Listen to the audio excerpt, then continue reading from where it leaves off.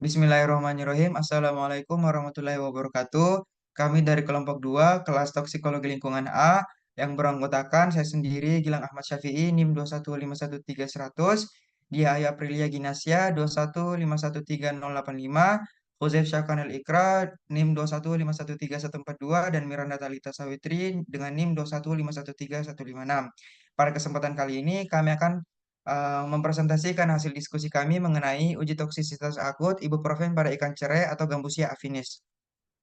Adapun pokok bahasan yang akan dibahas ke depannya, yang pertama adalah latar belakang, lokasi, metode, ringkasan hasil, pendapat isi jurnal dan apakah bisa terjadi di Indonesia, isu kontemporer, dampak bagi lingkungan dan manusia, peran serta peran dan kontribusi anggota kelompok.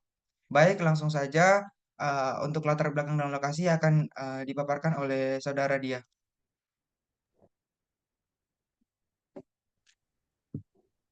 Ya, latar belakang dari topik ini, emerging contaminant atau ECS adalah jenis pencemaran baru yang belum terpantau dengan baik, termasuk pharmaceutical and personal care product atau PPCPS, seperti kosmetik, deterjen, sabun, sunscreen, parfum, dan obat-obatan. NSAID seperti ibuprofen atau ibu sering digunakan sebagai pereda nyeri dan antiinflamasi. Penggunaan ibuprofen yang berlebihan dapat menyebabkan efek samping serius dan meningkatnya penggunaannya menimbulkan kekhawatiran lingkungan, terutama pada perairan, karena dampaknya pada rantai makanan. Oleh karena itu, penelitian ini mengenai efek ibuprofen terhadap makhluk hidup air diperlukan. Ikan cere atau Gambusia affinis yang dapat mengontrol populasi nyamuk dengan memakan larva dalam jumlah besar, memiliki toleransi tinggi terhadap kondisi air yang tercemar dan dapat dijadikan hewan uji.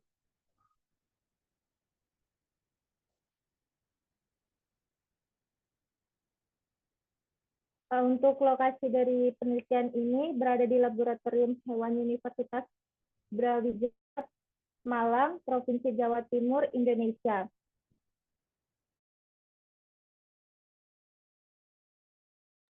Selanjutnya, ada metode tahapan uji yang dilakukan pada ikan cere terhadap ibuprofen adalah sebagai berikut. Yang pertama itu ada aklimatisasi, yang dimana aklimatisasi ini dimasukkan ke dalam plastik transparan yang diberikan air dan oksigen. Setelah di laboratorium, ikan cere diadaptasikan terlebih dahulu pada akuarium untuk menstabilkan kondisi ikan di lingkungan baru. Aklimatisasi ikan cere dilakukan di akuarium yang diberi aerasi selama 7 hari, dengan 5 hari pertama diberi pakan berupa cacing sutra. Setiap hari dan 2 hari berikutnya dipuaskan untuk uji toksisitas. Selama pemeliharaan ikan, kontrol terhadap kualitas perairan dan pengaturan pencahayaan dilakukan dengan perbandingan terang dan gelap, yaitu 12 jam terang dan 12 jam gelap. Kualitas perairan yang diukur meliputi suhu, pH, dan DO. Parameter air ini penting bagi kehidupan ikan sebagai pendukung pertumbuhan, metabolisme, tingkah laku, dan lainnya. Lalu selanjutnya, uji toksisitas letal LC50, yang dimana uji untuk mengetahui nilai LC50 konsentrasi letal median ibu pada ikan cere. Setiap hari dilakukan pengukuran parameter air meliputi suhu yang diukur oleh termometer, pH diukur menggunakan pH meter, dan DO diukur menggunakan DO meter. Senyawa ibu dilarutkan dengan DMSO dikarenakan senyawa DMSO sulit dilarutkan ke dalam air, di mana konsentrasi stok sebesar 40 mg per mililiter.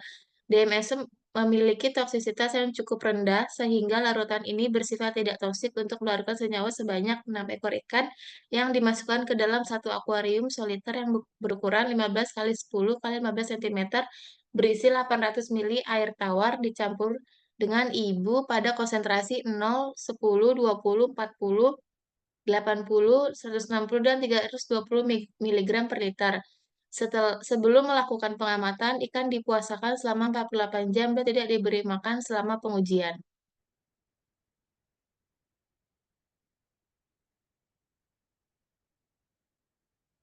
Lalu selanjutnya, uji toksisitas subletal atau makan dan penggunaan oksigen. Uji toksisitas subletal dilakukan untuk mengetahui perubahan tingkah laku, makan, dan penggunaan oksigen pada ikan cere selama terpapar ibu. Konsentrasi yang digunakan LC50 72 jam ibu pada ikan cere. Sebanyak 6 ekor ikan digunakan untuk pengujian dampak ibu terhadap konsentrasi akhir sebesar 0, 2, 5, 8, dan 13 mg per liter pada akuarium soliter berbahan kaca berukuran 15 kali 10 kali 15 cm yang diisi 800 ml. Penelitian kadar oksigen juga dilakukan dengan adanya penambahan aerasi selama 10 menit sebelum ikan masuk. Kemudian aerasi dikeluarkan dan ikan masuk untuk adaptasi selama 10 menit. Setelah itu dilakukan pengamatan kadar oksigen selama 2, 4, 6, dan 8 jam. Lalu diukur kadar oksigen menggunakan diometer pada akuarium slide control dan akuarium paparan.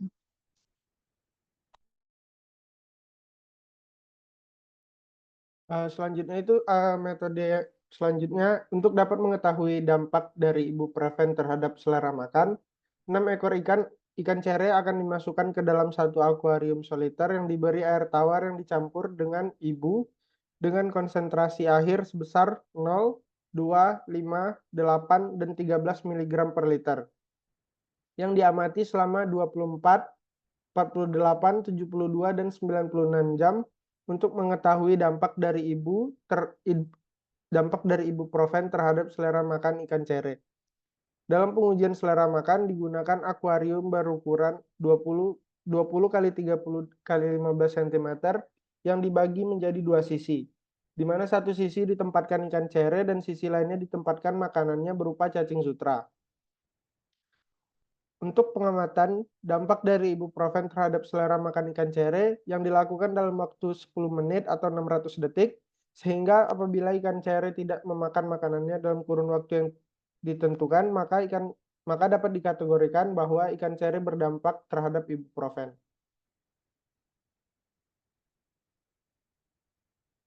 Selanjutnya ada ringkasan hasil yang dimana pada uji toksisitas letal, dampak dari ibuprofen terhadap ikan cere dapat berdampak akut, yang mana hal ini dapat menyebabkan kematian pada ikan cere.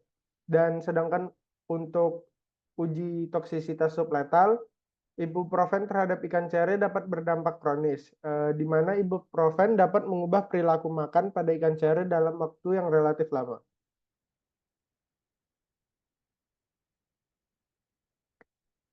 Selanjutnya, pendapat isi jurnal apakah bisa terjadi di Indonesia. Jadi yang pertama itu untuk toksisitas letal LC50. Jadi uji toksisitas letal menunjukkan bahwa konsentrasi ibuprofen yang tinggi dapat menyebabkan kematian pada ikan cere. Jadi nilai LC50 yang merupakan konsentrasi letal median dapat digunakan untuk menentukan tingkat toksisitas pada ibuprofen. Yang kedua ada toksisitas subletal, di mana selain efek letal, penelitian juga mengevaluasi efek subletal seperti perubahan tingkah laku, selera makan, dan konsumsi oksigen pada ikan cere.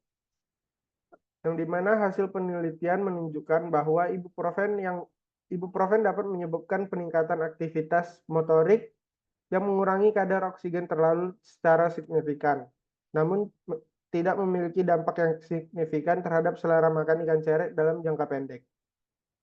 Yang selanjutnya itu ada emerging contaminants, di mana di jurnal ini juga membahas mengenai emerging contaminants, di mana emerging contaminants ini adalah senyawa pencemar lingkungan baru yang terdiri dari senyawa alami dan sintetik, termasuk obat-obatan seperti ibuprofen dan ECS ini juga menjadi perhatian global karena berdampak terhadap kesehatan ekologi dan masyarakat. Selanjutnya ada kemungkinan terjadinya kasus ini di Indonesia. Nah, adapun kasus-kasus ini akan kemungkinan terjadinya efek LC50 dari kandungan ibuprofen ini adalah sebagai berikut, yaitu yang pertama penggunaan obat yang meluas, yang kedua pengelolaan limbah, yang ketiga dampak terhadap ekosistem. Adapun isu kontemporer yang terdapat dalam jurnal ini yaitu Isu kontemporer yang dapat terjadi yaitu kurangnya pemantauan terhadap keberadaan senyawa emerging contaminants di lingkungan. Hal ini disebabkan emerging contaminants memiliki konsentrasi yang rendah. Masuknya pharmaceutical and personal care products atau PPCPS ke berbagai ekosistem laut pada kadar tertentu dapat menyebabkan efek buruk terhadap lingkungan. Adapun dampak bagi lingkungan dan manusia, yaitu ibuprofen bersifat toksik moderat yang dapat mengakibatkan dampak negatif pada flora dan fauna akuatik jika konsentrasi yang tinggi dapat mengganggu reproduksi dan pertumbuhan ikan serta organisme lainnya.